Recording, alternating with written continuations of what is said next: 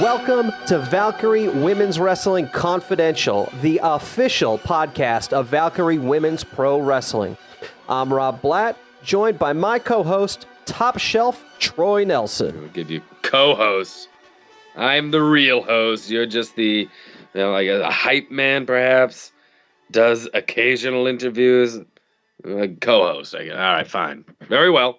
Very well. Top Shelf, what are you drinking tonight? The drink of choice for the podcast tonight, my words are unofficially brought to us by Crown Royal Maple. It's like drinking maple syrup that makes you forget about Bible camp. Well then, okay.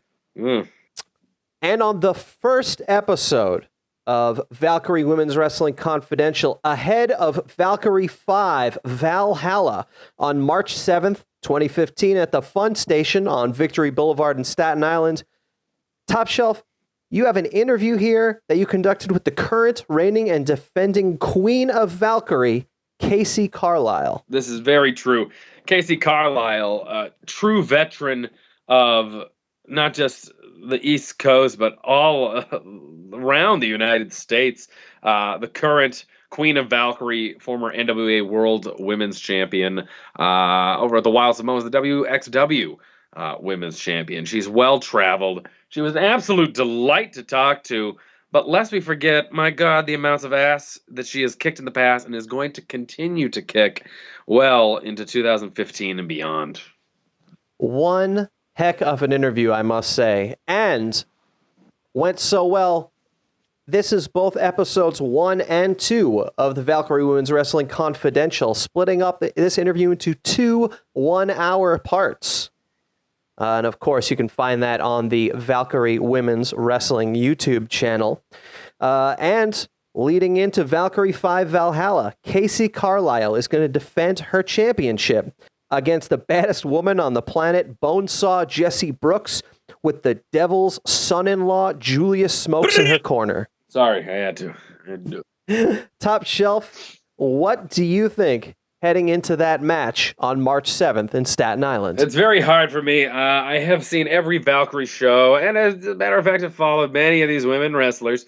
At the last show, if you want to talk about guts and determination, you have to be talking about Kacee Carlisle getting the best of Mistress Belmont, and I literally do mean the best of Mistress Belmont. They went tit for tat all around the arena in Woodbury Heights. But you have to look at someone like Jesse Brooks, who's been running ransack through Valkyrie, and it just goes to show you, Renee Michelle was her last opponent at Valkyrie 4. Renee Michelle is no joke, but Bonesaw Jesse Brooks made it look easy. The work is definitely cut out for Kacee Carlisle, but after getting a word with her tonight, it's kind of hard for me to go against her. And of course, Valkyrie 4 Ragnarok, available video on demand at ValkyrieWomens.com, and will be, of course, available on DVD at Valkyrie 5 at the Fun Station on Staten Island. For all you indie nerds that need to have boxes and cover art, yes. Absolutely. Yes. Also on that card, we've got a 2 out of 3 falls match between La Rosa Negra with, I'm going to say, I can't pronounce this properly, but let's go with Los Abusadores International. Yes. Yeah. With Jorge Estrella and new debuting, the Secretaria de Defensa. As you can tell, the Jewish man from Long Island, not great with his Spanish, Natalie. Debbie is washing her hair that evening, I believe. Versus Hanaya, the Howling Huntress, 2 out of 3 falls. Then we have a styles clash between Sumi Sakai and who you may formerly have known as Miss Dyslexia, but now Southern Hostility Lexia Avery. Interesting bout. You have Sumi Sakai, the inaugural Valkyrie International Joshi Grand Prix winner, against a very game Roughneck coming up from down south. New name, but the same attitude. She brought it to Devienne at the last show, and I think Sumi, who's been on quite a streak lately, could be heading towards another loss in Valkyrie. We have a friend of yours, Ashley America, going against the debuting Little Genie. Little Jeannie. Let me tell you something. I'm a big fan of Miss America's work. She couldn't quite get the job done, or for that matter, even started really against Nyla the Destroyer. That's quite all right. I'll be taking care of that situation on March 7th. But I think that as the America, if it comes down to the nitty gritty in a wrestling match, I think that little Jeannie is past her prime, and Miss America will make sure that Jeannie pledges allegiance to her on March 7th. Tough words, Top Shelf. Tough words. Speaking of you, Top Shelf, your No. open challenge has in fact been accepted by that she-beast hose hound, Nyla the Destroyer. If you own a computer there, Nyla, if you can hear this podcast now, if you're not too busy eating pictures of me and vomiting blood, then be forewarned. I wouldn't have accepted the challenge. I'm not bringing a girl. I'm not bringing a boy. I'm bringing a diva and then some to Valkyrie in March. We have Boston Strong versus the Georgia Peach. We have Davienne versus Nina Monet. You see, Georgia Peach. As much as I do enjoy the tactics of Nina Monet, I'd look at somebody like Davienne. All I'm saying is this: she's Boston Strong, and peaches aren't ripe until the summertime, Rob. Sometimes I forget your knowledge of fruit, but then, of course, you must have to have that to be behind the bar, sir. Yes. I'm behind the bar yelling at my help that doesn't know what to do. They don't know whether to put an olive in or a sugar cube. They don't know the difference. They don't even know what a highball glass is these days. Do you know the difference between a highball glass and a stiff drink glass, Rob? No, you do not. Well, speaking of that, well, no, not speaking of that at all. As a matter of fact, you can catch all of those matches at VALKYRIE V Valhalla at the Fun Station USA, Victory Boulevard, Staten Island, March 7th. Doors are at 3. The bell is at 4. We've got a meet and greet from 6 to 7, followed by Warriors of Wrestling, featuring none other than the TNA star, former Mr. Kennedy in the WWE, Ken Anderson. You get your front row tickets for $20, your general admission for $15, and combined tickets as well. All of that's available at ValkyrieWomens.com. Now, Top Shelf, let's take it over to part 1 of your interview with Queen of Valkyrie, Kacee Carlisle. You know that I'll drink to that. Top Shelf Troy Nelson here with the current reigning and defending Queen of all things Valkyrie, Miss Kacee Carlisle. Kacee, how are you this evening? Top Shelf, my evening is so much better now that I'm talking to you, my friend. I'm tremendous, especially because I am the reigning Queen of Valkyrie and plan to be for as long as I choose, to be quite honest with you. I mean, it's one thing to be the inaugural, and they say that winning the title is one thing, but defending it is the other. And considering you're the only one that's held that belt, I mean, you have all the bragging rights there. They are in order, Kacee. They are in order. It's all about me, and I am the inaugural champion, and you might as well start with a high point. You might as well go ahead and set the bar, and who better to do that for Valkyrie and all of the peasants under me who want to be the queen than Kacee Carlisle, because let's face it, I am the standard in Valkyrie, whether those girls like it or not. Look at that. I say you're not going to get much of an argument out of me. I'm the type of person that likes to start at the bottom because you can't go much further after that, lower. Regardless, Kacee, we're going to be this is very exciting for me. This is my first foray into the podcasting world as a host. I've got my scotch all lined up, and I have so many questions. I want to find out so much about you. Of course, believe it or not, I remembered I was doing my research, and of course I visited our friends over at the Cage Match database, and I saw some things that rang a few bells. New England Championship Wrestling back in the mid-2000s. I believe you were in a mixed tag match with one Brian Fury, someone who I'm currently training with here in Massachusetts. So it's fun to think of, because you've been in this for so long. But before we get into that, I want to know, this is your special day, Kacee. I want to know, what do we know and when do we know it? Let's just start with the background. Where are you from, Miss Carlisle? I am from lovely and beautiful San Francisco, California, but now make my residence in lovely and beautiful Virginia. I moved out of San Francisco when I was a young child, and I have lived in Virginia ever since. But San Fran is where it's at. That's my hometown, which is why that's what you hear when you hear that Metallica start blaring over the loudspeaker. San Francisco, my friend, I'm the San Francisco treat. Oh, I thought that was rice-a-roni, but I digress. I'm wrong. Whereabouts in Virginia? Are we talking? I know it's around the Washington, D.C. area, so are we talking about, be honest now, are we talking about like Yahoo, Virginia, or close enough to Washington where you might sometimes lie to people and say, oh, no, I'm from Washington? No, we're talking, I'm on the outskirts of DC. I'm surrounded by military and politicos all day long. Okay, let's say I know No that. banjos playing here. I know what you're saying. I It, hear you, bro. Because I, it's Virginia. No I, banjos. I had a college roommate who was from Manassas, Virginia, and he was the biggest yeehaw that I've ever met. And I honestly, I don't know too much. I know there's a naval base in Manassas. My uncle spent some time there, I believe, so I don't know if it's Quantico is near Manassas. okay. And that's where you're from in Virginia? That area. That area. Mm-hmm. Okay. So from San Francisco to right outside of Virginia, at an early age, parents moved out there for work, just needed a little of that East Coast shine. What was it? What was the move for? Oh, Top Shelf has stumped me early in the interview. Oh my goodness. Good question. I never thought to ask. I don't know. Hmm. I would, if I had to guess, it was work because my dad was in the service.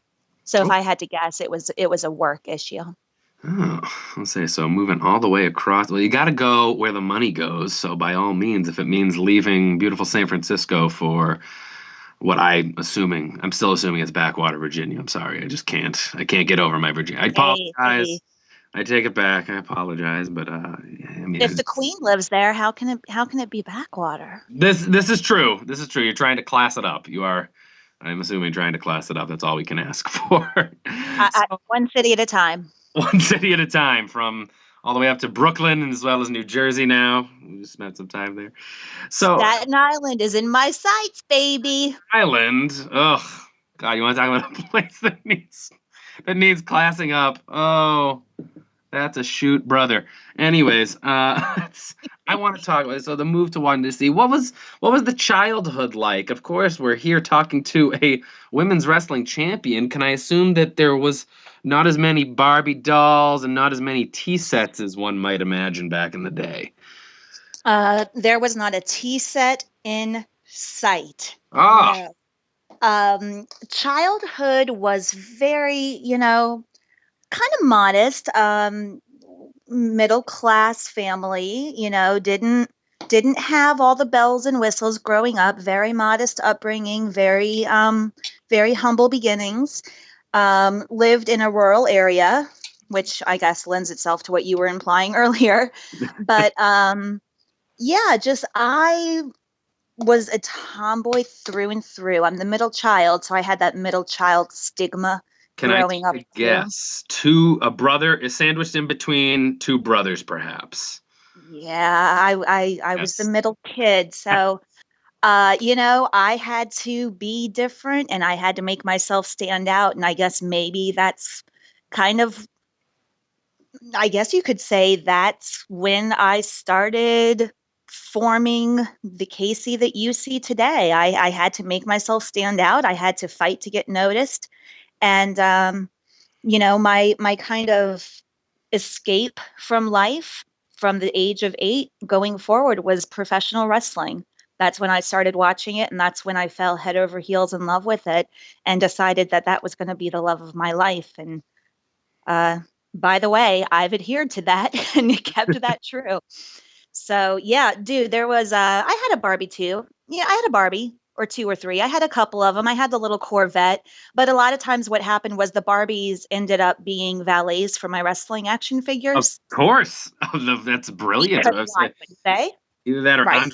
Andre the Giant LJN action figure that was just basically made of clay was flipping over Barbie dream car, perhaps. Let's say. It's hilarious. It was actually King Kong Bundy, but you are so on point because, and can I just tell you that LJN figure, I cannot tell you how many times I smashed my finger with that stupid thing because that King Kong Bundy figure, that thing was solid, It's a heavy toy.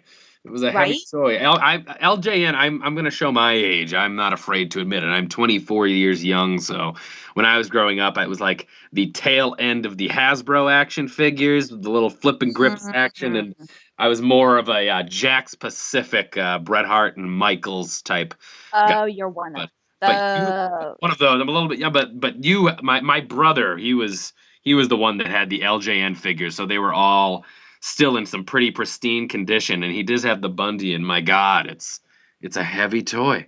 It's a heavy. Yeah, I hurt my fingers, but you know what? I didn't care. And again, as we're speaking top shelf, I see now that's why I am the way I am today. I'll say I'm so. figuring this out. Yeah, I'm figuring this out. But yeah, Bundy hurt my fingers and I didn't care. I thought live with the pain because it's a wrestling figure, which means it's wrestling related, which means I don't care. So yeah, the Barbies were valets and that was pretty much all I had to do with them. Other than that, instead of wallpaper in my bedroom, I had wrestling posters Mhm. on every single inch of every wall, the end of my dresser, any flat surface, my closet door, both sides of it, everywhere. I had wrestling posters. That was my wallpaper. Now, no, but now I want to know is that how did it start? Was wrestling something that was just on TV? Was it the brothers? Was it the family? Was it just? I mean, growing up, of course, in the 80s, and I imagine between San Francisco, but coming over to Virginia, we're thinking probably more so than the WWF at the time, but we're thinking perhaps the Jim Crockett, the NWAs, perhaps. Or am I correct in saying that, or was it more of WWF at the time in that It was area? actually, for me, it was all WWF at that time. Oh, all right. Yeah, yeah, I was in a weird little space. If I had been just a touch further south, then I would have gotten the Crockett NWA on TV, but I was strictly WWF Superstars Challenge, Spotlight if I was lucky, Saturday night's main event. That was my childhood. The way I got into wrestling, you are on the right track, is my sister, who is my older sibling, was into wrestling and she was watching it one Saturday morning. It was Superstars. She was watching it and she called me into the room to watch with her, which was odd because my sister and I don't really have the best relationship because obviously I'm a queen and she's not, so why would we? So It can only, um, it's so hard, I can imagine. It's so I, hard. I don't I can only lower myself to people's standards so many times a year, and it was January, but I had already met my quota when I was 8 years old. So what can I Yeah. say? Um, Quota. but yeah, I have a quota. But I went walking in and she's like, come in, check this out. And I sat down in the floor and I remember it very vividly. It was towards the end of the program, but I sat down and I couldn't believe what I was seeing. I was hooked. I'm like, what is happening in front of me? There's this drama and this theater unfolding, but they're deciding it physically. And this guy's obviously a good guy, and oh, he's bad. He's bad because I don't think he's supposed to be doing that. And then at the end of the program, I will never forget, they used to preview the stars that were going to be on next week's program. Hmm. Next week, you're going to see this dude and this dude and this dude. And one of the people that was going to be on was Hacksaw Jim Duggan, and they mentioned his 2x4. And I had to turn to my sister and ask if that was one of the big monster trucks because I couldn't comprehend how he was going to use a monster truck in his match. And that's when I found out that a 2x4 is a board. So that was an education. But from that point forward, in all seriousness, I was hooked. I couldn't get enough of it. And I was obsessed. And that's when I say it's the love of my life, I mean, it's the love of my life. This relationship has lasted longer than every other relationship I've had except with my family. So let's just I'll use that as an example, but it was amazing. I was fascinated by it, and I found myself at a very early age being attracted to the bad guys and kind of liking how they did whatever they needed to do to win the match. I mean, it's just, I mean, I can understand it. When has being good been fun? Never. It's never been fun. More fun it Why, is to be bad. Some people why just would don't I want to understand. adhere to this? Yeah, don't give me this long list of rules to adhere to. A 5 count, really? I'll let up when I want to let up. What is with all of these rules? I'm just not structured for rules. I found myself rooting for the bad guys very early. I was like, come on, really back off. This isn't your match. This is his match. Let him wrestle it the way he wants. Mm. And again, I think we're starting to see why Casey Carlisle is the way that she is. I'm saying, I think it's so interesting, such a vivid memory. I feel like so many people are like, oh, my first wrestling memory is this blank pay-per-view that's the most famous match ever. I like it when people are like, nope, it was the panel to see who was gonna be on next week, and it was Hacksaw Jim Duggan that made me realize. Hmm? Just seeing a clip of him walking around made me realize that I love what I'm watching right now. It's such It a was vivid so memory. intriguing to me, and I'm like, I have to watch this. And my sister outgrew it a couple of weeks. Like 2 weeks later, she was over it. She was too mature. She was over it. It wasn't cool anymore. And she and I, on multiple occasions, would get into fights because she wouldn't let me have, as I said, I had a very humble upbringing. We only had but so many TVs. We had a TV. And when it was 12 o'clock Sunday afternoon, it was time for WWF Challenge. And I needed to sit down and I needed to watch WWF Challenge because I cannot miss an episode of wrestling. And there was more than one occasion when she and I got into big arguments because she didn't want to relinquish the television. Mm, it's By the came way, can I close. just mention that I always won those arguments too. Just saying. Just throwing that out there. I Just want understand. to put that out there. I'm going to drop that there and leave it. So we're age 8. We're watching Wrestling Challenge. We're watching Superstars. We get into high school. Does that bond with wrestling stay strong after? I feel like so many people, whether they liked it as a kid, sometimes high school is when maybe it or like late junior high is when people fall out of love with wrestling. Were you just while all these other girls were talking about boys and doing all this stuff? Were you like, I kind of have to get home for Monday Night Raw?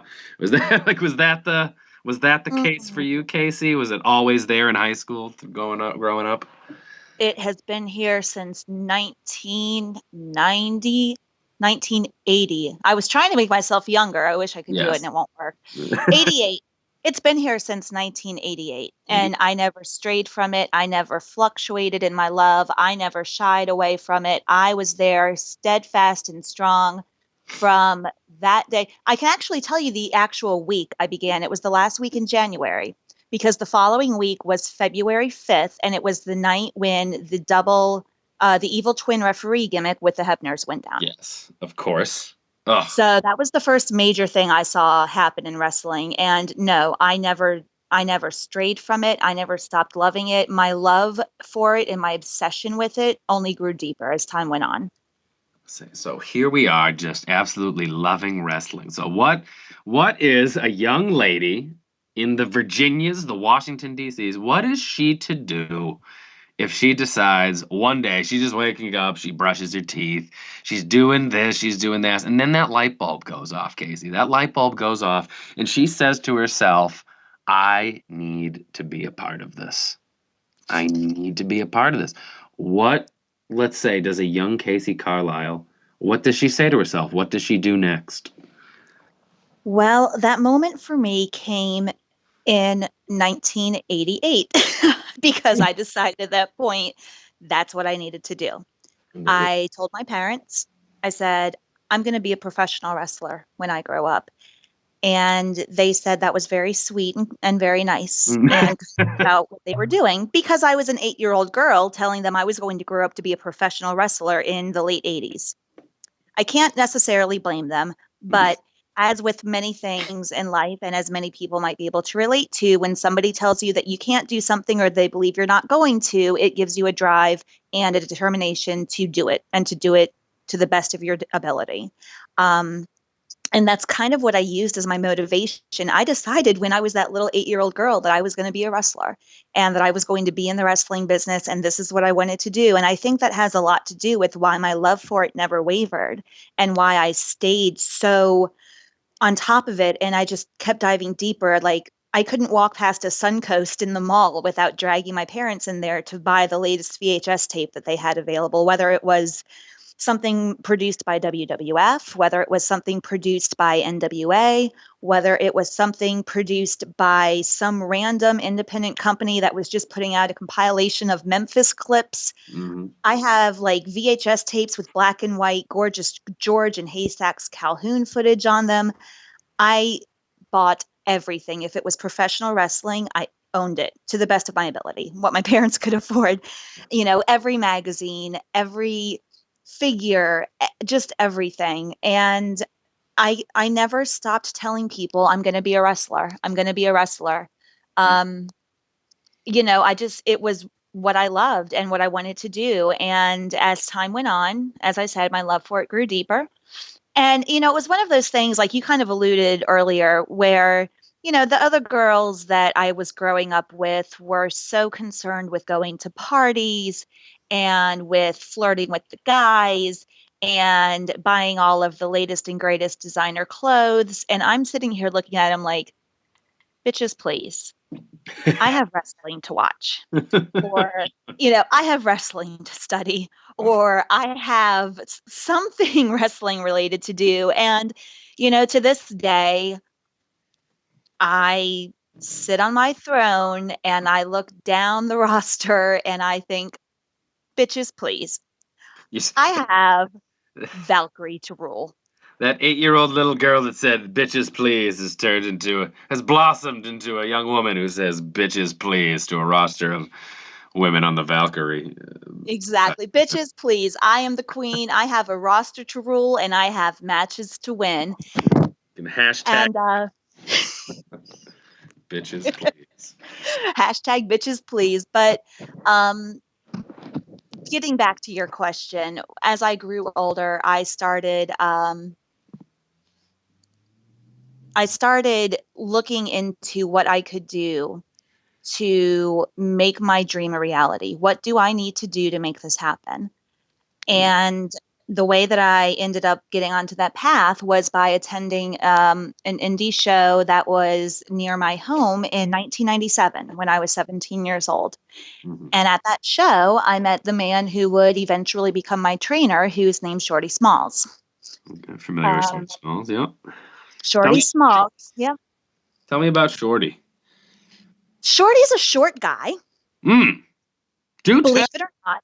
I know that's hard to believe. Be careful, Top Shelf. You didn't spill your drink, did you? No, I need to pour another one. I'm getting low.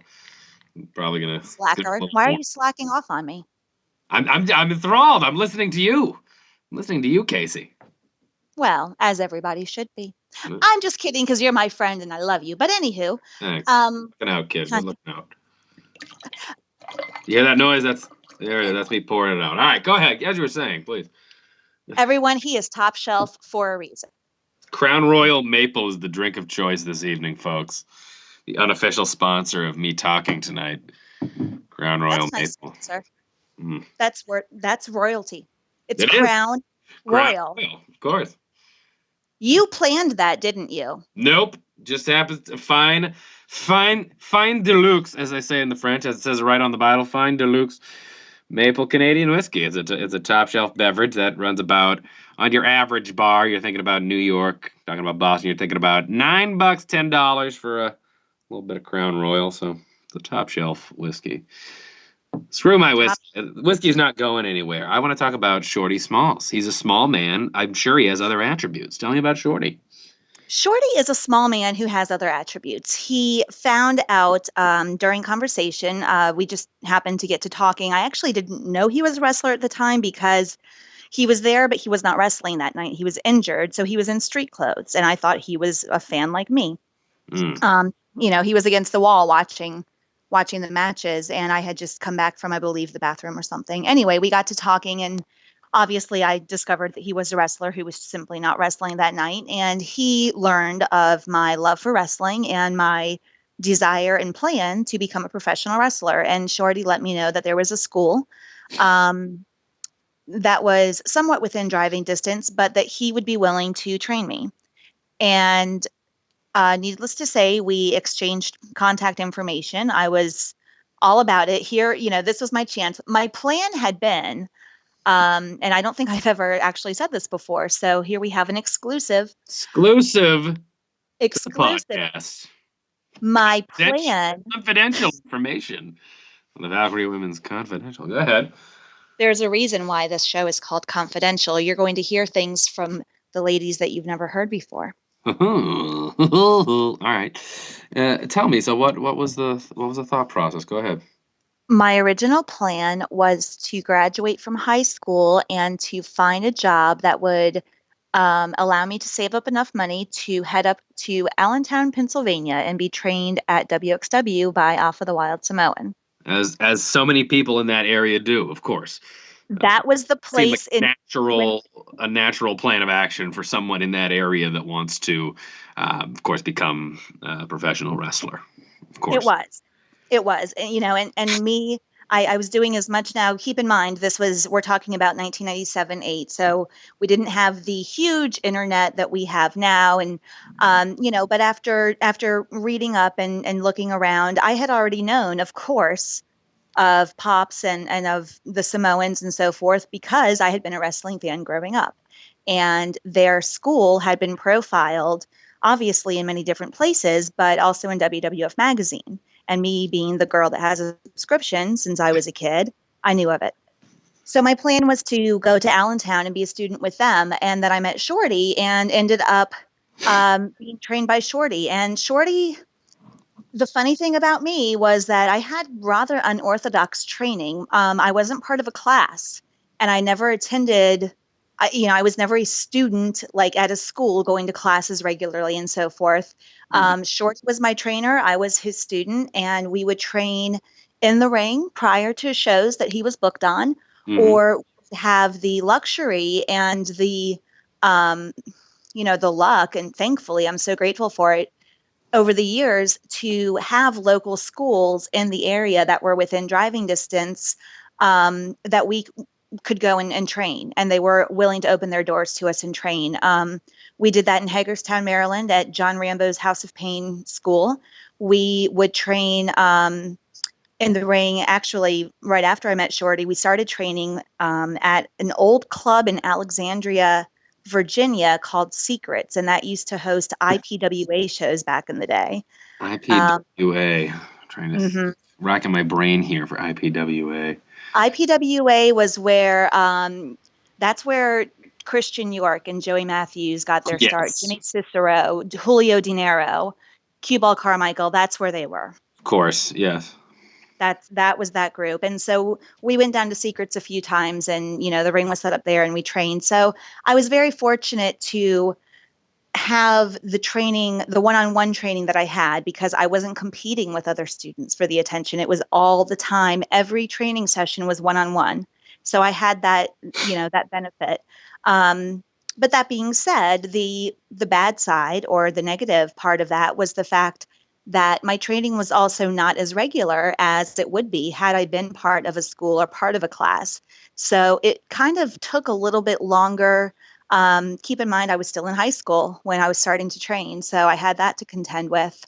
But over the years, I trained, and I was doing as much as I could to learn. And of course, me being a student, literally, of the game since I was 8, I already knew what I wanted to achieve, and I knew I had that visual. I know what a clothesline should look like. So I know if I'm doing it wrong, I can tell by looking I'm doing it wrong. I had that base already built into my mind of, I can tell I'm not doing this correctly because it looks completely effed up, and I know that's not right. So I think that was a huge benefit. But yeah, my training, it was solid. It was training, learning the basics, the fundamentals, pro wrestling 101, like I think any pro wrestling should be. I was bumping, I was hitting the ropes, I was, punching, and I was kicking never was it ever skip this and start flipping and hopping and jumping and spinning. It was always, you need to be able to do the basics, the fundamentals correctly and well before you can ever start building on top of them. Otherwise, that's like trying to build a house on nothing but sand. Is just going to crumble. It sounds like you're doing it the right way. And I feel like so many people don't these days. It's nice to hear that it was done the right way. Building process. There's a lot of gray areas in professional wrestling, but I am under the belief that when it comes to training, there is a right way and there is a wrong way. And I believe the way I was trained was the right way, and I'm forever grateful and thankful for it. And of course, if anyone wants to doubt that, it does, in fact, show that what happens when you can be trained properly. The longevity of an independent career, an independent professional wrestling career, is one thing for a man, but for a woman like yourself, Kacee, to still be doing this too. And you're not old by any means, but to still be able to do it, for the body to physically be able to take it, and still to be able to be turning out, these 5-star matches. Still to this day, it just shows where those basics come in. Like I said, it's a building process, and it definitely shows. It definitely shows. Now, you're top shelf, so I think that you and I probably could agree on what I'm about to say. We're buddies. We think the same way. Mm. I think that you can usually tell, and I'm talking about men and women. I think it's pretty easy usually to tell who skimmed through training and who didn't. I think it's usually pretty easy to tell. I'm in agreement. I'm in agreement with you. So let's say this was you're learning to punch, you're learning to kick, you're learning to bump and bump properly. The building process. Now this is, of course, all in all, to become. You want to become a professional wrestler, but it did not start with wrestling.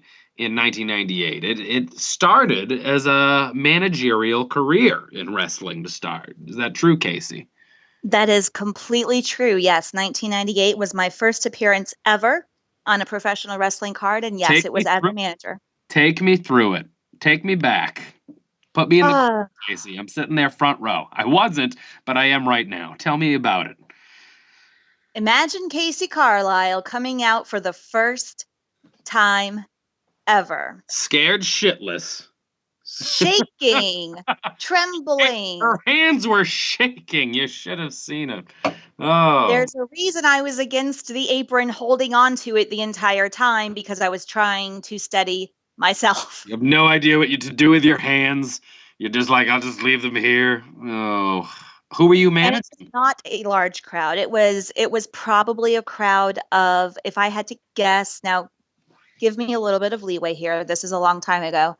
If I had to guess, I would say there was maybe 50 to 75 people in the crowd. Now, I'm bad at estimating crowds anyway. Hot crowd, 50 to 70. Indie Wrestling 98. I'd say that's pretty good. It was so-so. It was in King George, Virginia. It was at the high school in King George, Virginia. We have another confidential exclusive. Uh-oh. I'm ready. I didn't know going in that night that I was going to end up managing Shorty. And now that I'm thinking about it, Top Shelf, this is such an exclusive. It just hit me. Tell me. Lay it on me. Didn't know I was managing Shorty that night. When I started and when I debuted, I made my managerial debut.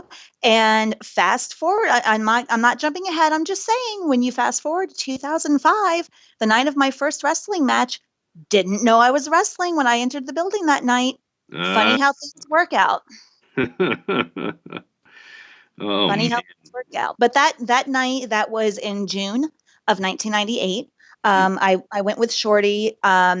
Now, I will say that I knew I was going to attempt to manage him that night. And I say attempt because Virginia is a state in which you are required to be licensed. And I was not. Because again, backwater, where us athletes, and I'm not taking anything away from the athletes that are it. I believe this is how I look at it. There are many athletes that are wrestlers. Not all wrestlers are athletes. Touché. Let's be real. Of course, talk to me about that. Talk to me about the wrestling permit. I want to digress. That's the whole point of this podcast.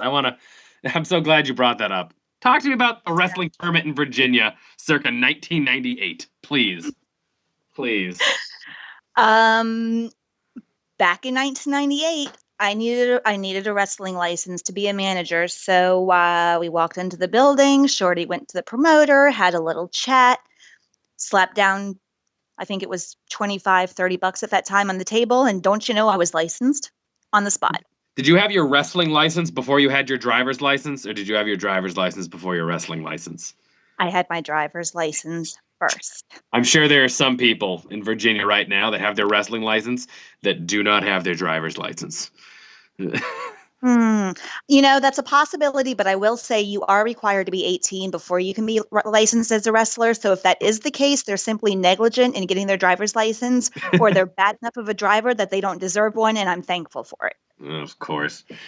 Because I encounter enough of those mofos on the road as it is. I don't need more bad drivers out there. And all of you bad drivers, you know who you are because you're driving a minivan. Get off the road when I'm driving. I don't like you. Unless you offer me candy inside of that minivan, I which don't eat I'm all candy. about. I'm top shelf. I don't eat candy. Whoa. The top shelf doesn't say no to some candy on every now and again. Listen. Well, if they give me candy, I'll give it to you. Oh, thank you. Hold on to it later. So you show up to the building, you're valeting, and a special moment. Your trainer say, and is this a bond that can you say that you've kept your bond with Shorty throughout all these years? Shorty is now my ex-husband. So yeah. Oh, well, how You about could say that. There we go. You could say that there was a bond. Yeah. Bond for a while. There we are. There you have it. Confidential, but that's actually known. No, there was a bond, and he's my ex-husband now, but I also owe more than I can express to him because he, like I said, he took me under his wing, he trained me, he got me started in the business. He's the one that got me on that show as a manager, and it was through him, and kind of me being associated with him in a way, which we can get into later, that I also had my first match when I did.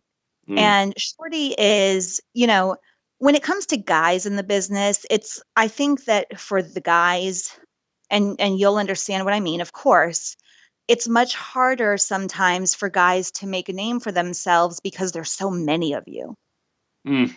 There's so many guys.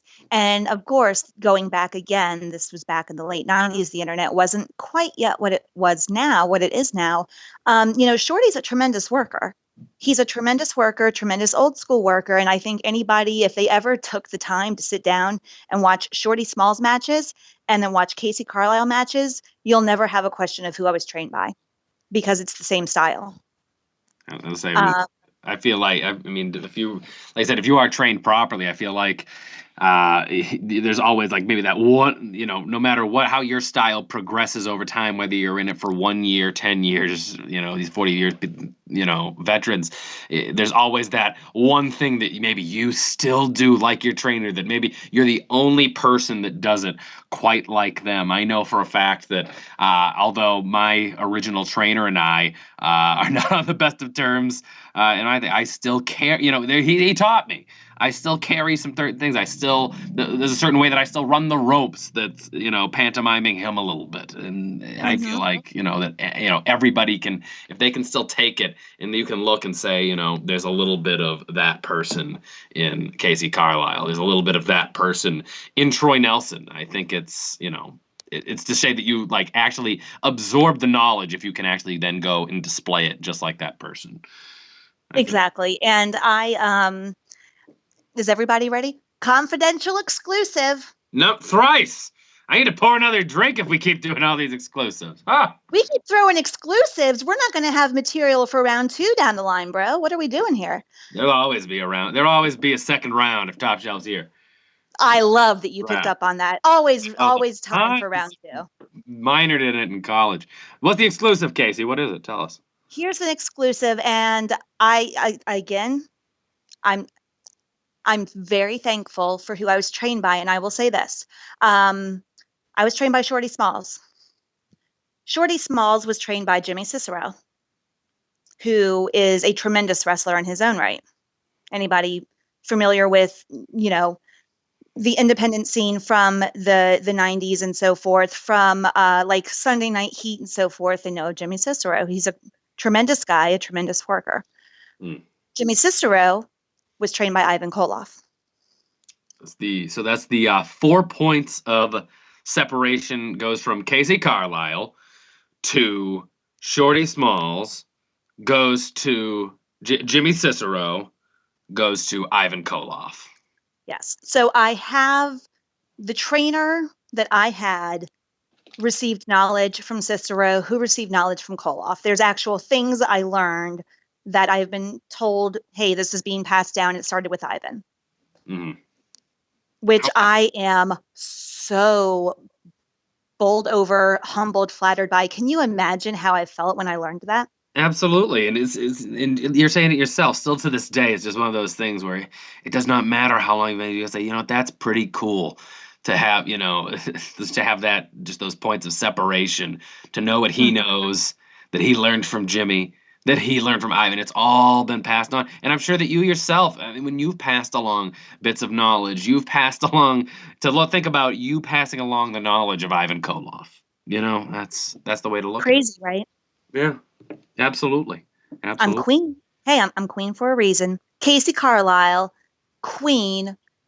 I'm queen of Valkyrie. And gosh, it has such a great ring to it. I think I'm just going to make sure I win every single match I ever wrestle for Valkyrie and never, ever lose my crown, ever.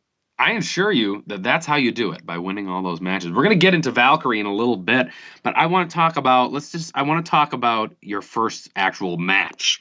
You were touching up on it a little bit. You walk into the building. You have no idea that you're going to wrestle. You walk in. Oh, guess who's wrestling? Go put your boots on, kid. Go put your boots on, kid. That's usually how it goes, right? It was terrifying.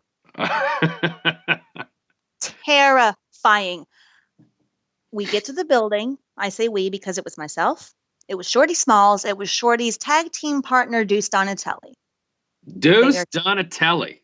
Yes. Tag team. Their tag team name is the Goodfellows. The Goodfellows. Not the Goodfellas, the Goodfellows. There's a difference. There's much a difference. Oh. They're the fellows for a reason, yes. So we walk in the building, and I am 100% booked and ready to manage them. That was my role that evening. You're booked to manage them. I said, cool. We walk into the building. It was July 30th, 2005. And this was a show being held in Olney, Virginia, but it was being promoted by it was a joint venture with two different promotions. It was VCW, which at the time was Virginia Championship Wrestling, is now Vanguard Championship Wrestling, based out of Norfolk, Virginia. And the other promotion was WXW, run by Pops off of the Wild Samoan. Yes. And we walk into the building. Pops was already there. People were there setting up, everything that normally is happening before a show is happening. And the three of us walked up to say hi to Pops and greet him. We had all three worked for him at this point in time, so we all knew each other, very familiar with him. I love that man with all my heart and soul. Wonderful man, wonderful family. I honestly have never heard a bad thing. And I'm saying this, I've never met him myself. There's never been a person that's come up to me and is like, oh man, Pop sucks. No, not once has anyone said a bad thing about the Samoans. Nobody. Yeah. So we're there, and say hello, exchange pleasantries, blah, blah, blah. Half hour later, Pops breaks the news that, hey, you guys know we have a ladies match tonight. Well, I got a phone call from one of the girls this afternoon. She can't make it. We need an opponent for Chrissy Vane tonight. And Shorty, I know that Casey's been training. You think she can do it? Now, let me just, I should say that I was not present for this conversation. Shorty apparently did not hesitate to say, of course. Of course. Shorty then came and found me to relay the information and inform me of the fact that, hey, guess what, buddy? Pat on the back. Your first match is happening in a few hours. It's the best way to find out. It was the like throwing a absolute child worst. in the ocean and learning to swim. You're match Oh, in a few hours. Don't worry about it. it was horrible. Just the just that feeling. My jaw hit the ground, dude. I said no. I looked at him and I said no. I said, are you effing stupid? I said, no, I can't wrestle tonight. He said, why not? You've been training forever. I said, I am not mentally prepared for this crap. I cannot do it. I didn't come here expecting to wrestle. I don't have a game plan. I don't even know if I have anything appropriate to wrestle in, clothing gear wise. I'm not ready for this. I said, I'm going to go out there and crap the bed. I'm going to completely stink up the joint and it's going to suck. And then I'm never going to ever want to wrestle again. I was freaking out. And I will tell you this. I wasn't freaking out because I necessarily doubted myself. I did, don't get me wrong. I was completely, my confidence was not what it is now. Obviously, I'm a queen now, but I was nervous. And however, my big fear was I didn't want to go out there and be bad because my love for wrestling and for the wrestling business, that's the reason I didn't start wrestling earlier. Why there was such a long period of time. I started in 1998 as a manager. I didn't start wrestling until 2005. And there was a reason for that. And the reason for it was at the time I was working at a 9-to-5 job where I couldn't get the weekends off. And of course, as we all know, professional wrestling for the most part, especially on the indies, happens on the weekends. And I didn't a lot of those Wednesday matinee wrestling shows as much anymore. It's funny you mentioned that.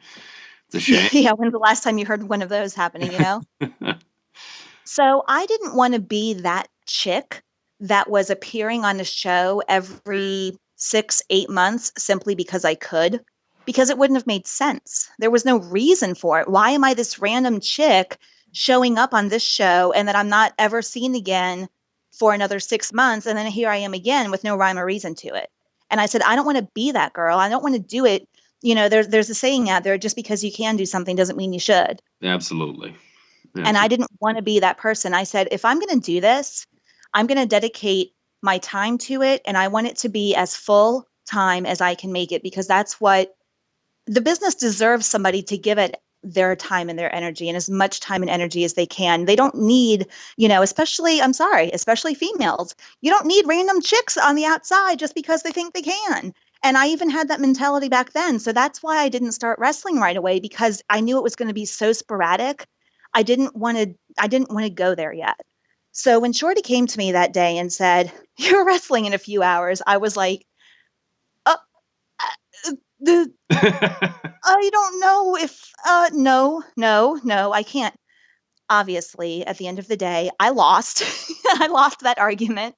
Yeah. And my opponent that night, as I said, was Kacee Vane, and Kacee could not. Popular. But I'm trying to think, though. Of course, we all. If you're listening to this podcast, I'm left to believe that you do know who Kacee Vane is. I know I do. But we're talking about 2005. So how many years along was Kacee at the time? Kacee was not terribly far in. She was probably about 3 years in at that point, maybe 4. I'm completely guessing, honestly. Yeah. I'm not sure what year she debuted, but she was probably right around there. Mm-hmm. Right around there. And yeah, I would expect that people listening to this, even if they're somewhat newer fans, if they are fans of women's wrestling who have done any type of, research, watching YouTube, Vimeo videos, anything else, I would expect that somebody would have, happened upon Kacee at some point in time. Tremendous girl, tremendous worker. She was incredibly sweet. She was incredibly understanding and patient. Obviously, she knew what the situation was. So she knew that this was just dropped on me. And she couldn't have been sweeter. And the match actually is, when I look at it, of course, I hate it because it was my first match, and who's good in their first match? Nobody. But nobody is. Nobody is. But I got through it, and I was terrified. I was thankful that I had people around me who I knew.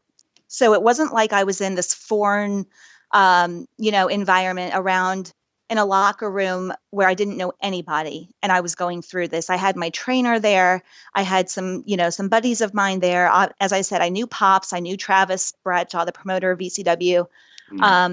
I knew people. So it wasn't scary in that sense. It was just scary in the fact that I don't want to go out there and stink this up and then either A, be labeled as, oh my God, she sucks, never ever put her in the ring again, or B, be so down on myself that I didn't want to continue. That was my fear. Mm. And I got through the match. It wasn't perfect, but I got through it. And I will never forget and this is just one of the many reasons I love Pop so much. When I came back to the locker room after my match, Pops was standing back there talking to some of the guys, and I think he called a meeting of some sort, but we, gathered around. And when I walked in, he stopped talking and he looked at me and he said, "Very good." And he started clapping. The best thing in the world. Now imagine the emotional state I was in anyway. I just had my first match, had no clue what was going to happen. I was still in that kind of shock phase where I couldn't believe that really just happened. And it was still kind of a dream. And then I walk into the locker room and Pops is standing there, and for him to stop in the middle of his sentence, to look at me and to clap and say, "Very good." I was like, okay, don't cry, don't cry, don't cry, don't cry. Of course. Because it was cool. It was cool. So that was my first match. And, from that point forward, started wrestling a little bit more. The scale started to tip a little. My wrestling bookings started to increase. And as they did, I decreased my managing bookings because I wanted to be in that ring. And eventually the managing faded out. And I guess, as they say, the rest is history. So you get after that first match, you get that wrestling buzz, no matter how nervous you may have been before. Everybody gets nervous for their first match, no matter what. But the second the bell rings to end the match, the only thing you want to do is make sure, like, I need to have another match tomorrow, because that was the best feeling in the world. Of course. Exactly. And I was that person. I craved it. I thought, okay, the first one's out of the way. Like, when's the next one? So that was the first one's out of the way, and you say that the first match took place joint show, VCW as well as WXW. That was not your last time performing for WXW. I said, Pops brought you back over the years. This is true. It is true. Yes, he ended up bringing me back, and I am so thankful that I was able to work under him before he moved to Florida, because his knowledge is invaluable. And he wasn't shy about sharing that knowledge. Some people, welcome to professional wrestling, right? Top shelf. Some people don't want to help you. No, it's what have you done for me lately? Maybe I'll give you some information. Mm-hmm. What have you done for me? No. So, especially me being the girl who's sitting there going, well, screw you bitches. Somebody was helping me, and I was very grateful for it. And it was very beneficial. It could have been something small. It could have been a big deal. Like, hey, when you're on the mic cutting your promo, you were on this side of the ring. You need to be on this side of the ring because. And, it was just everything he said had a reason behind it, and it made sense. And I was so grateful and thankful. I wrestled in their Elite 8 tournament that they had, and I ended up going to the finals against Mercedes Martinez, who at the time, this was 2000, I believe, 2006. Mercedes Martinez is probably arguably, and I think of at that time as a fan, I think of even a Sarah Del Rey, who I think is arguably probably still could just be considered the best, the best independent wrestlers out there. But at the time, 2006, Mercedes Martinez was probably, if not number one, number two, interchangeable probably for as far as independent women wrestlers go. Mercedes very top notch. Very top notch. And she was her entire career. Mercedes was just one of those people that just was awesome. She just was freaking awesome. Mm. But I ended up going to the finals against Mercedes. It was a very, very physical match. She ended up winning, but I will never forget. I'll never forget that because I was like, wow, Pop, okay, you have that much confidence in me? Really? Like, it's not just, hey, you're wrestling Mercedes. It's you're wrestling 3 times tonight, and the last one is against Mercedes. And it's in the final of our annual tournament that's becoming a big deal. A year in, I mean, of course, no stranger to the business, but only a year in to actually wrestling. Right. And there you are And against Mercedes. Oh. humbling, exciting, scary, awesome. It was so many things all wrapped up into one. And then from there, I ended up becoming the WXW Women's Champion and held that title for quite a while, actually.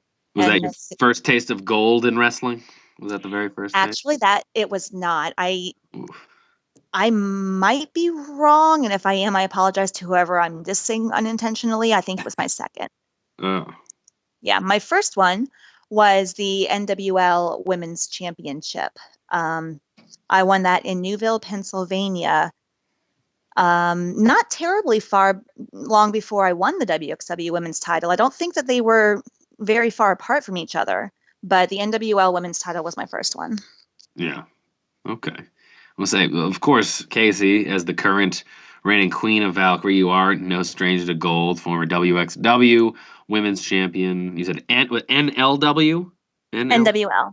NWL Women's Champion. One of the things of course, I remembered you by, and still today, more in recent history, of course, you were a former NWA World Women's Champion. I am. A title whose lineage goes back, my God, to the 40s. The title's history. Go ahead, Wikipedia. Go ahead. Pause the podcast. Go check it out. Goes back to the 40s. Mildred Burke, June Bears. They held the championship belt that Casey held around her waist for how long, Casey? For how long? My title reign was, oh goodness, what was it? Hold on, give me 1 second. Take your time. No, I'm trying to. I used to have this number memorized. It was 462. It was 462.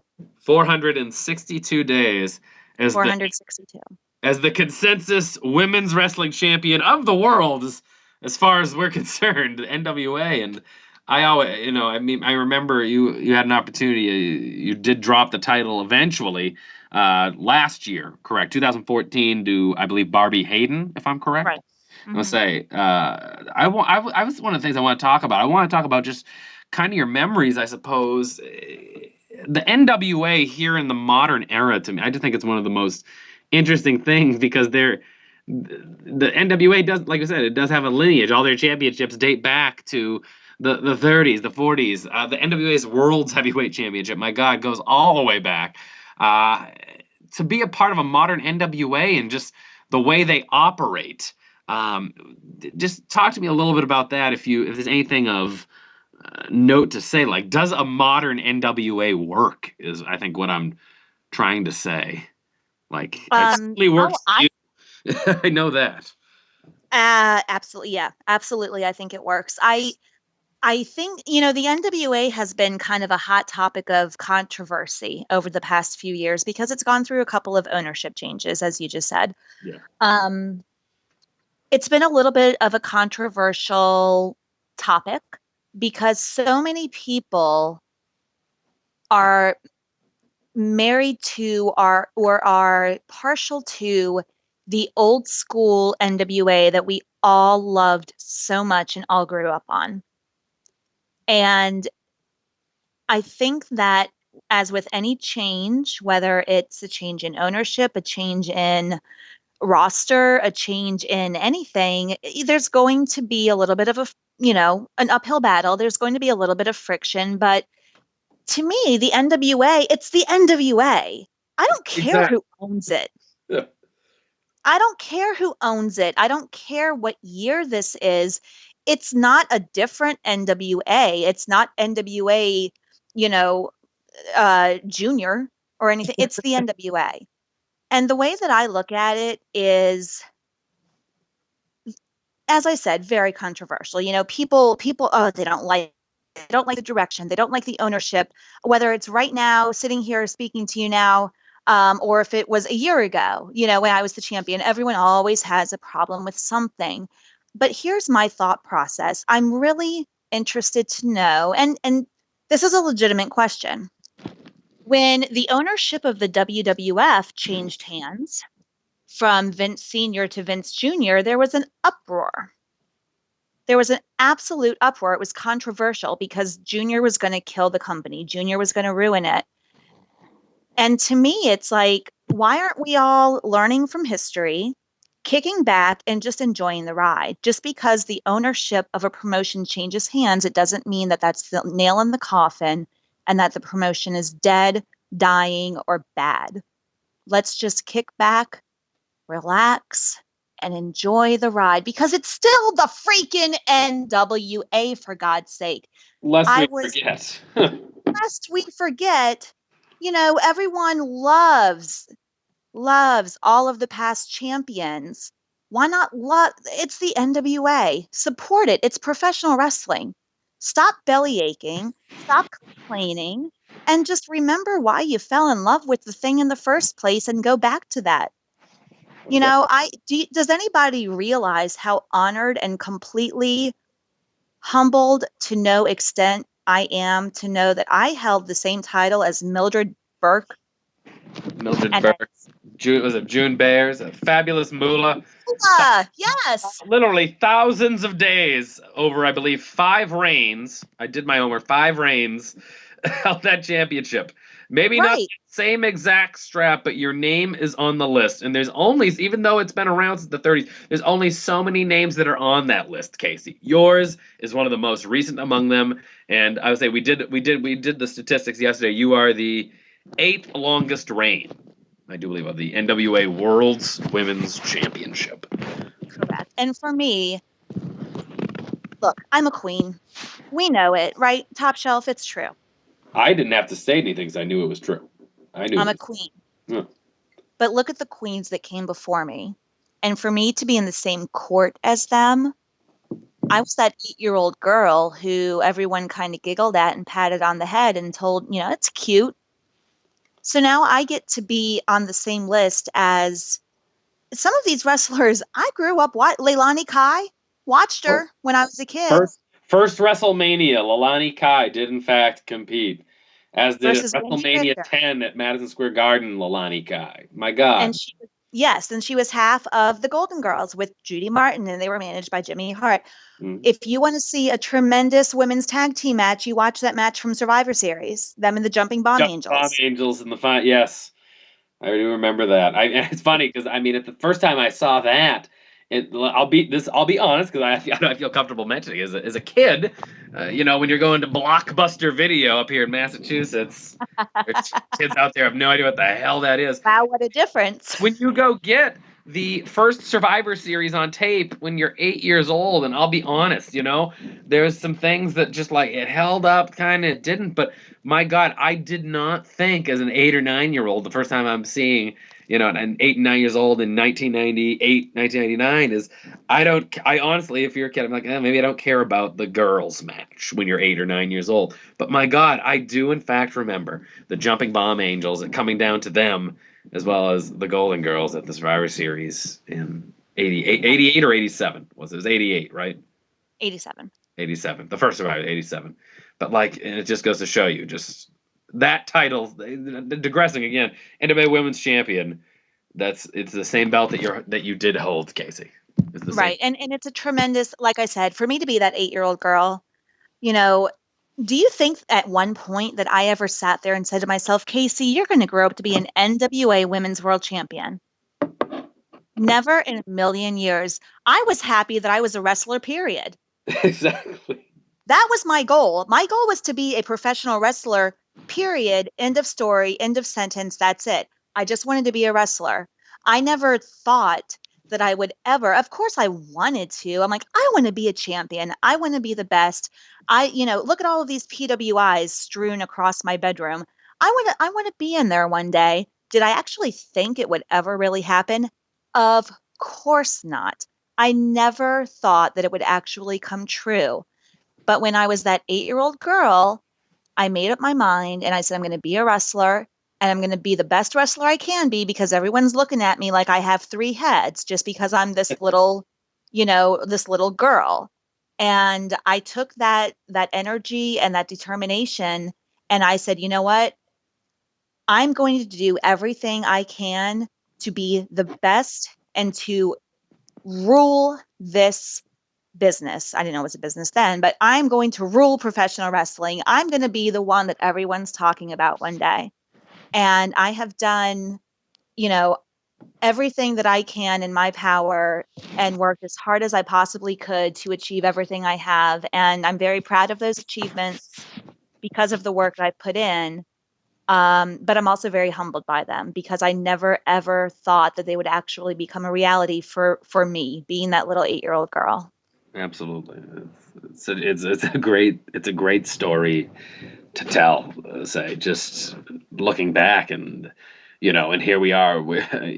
So many things still wanted to discuss, but I mean, that was one of the things that I know that I want to touch upon. I just think it's just to really and truly, promotions come and go, but to be able to truly etch your name in history, regardless, you have done that, Kacee. You have done that.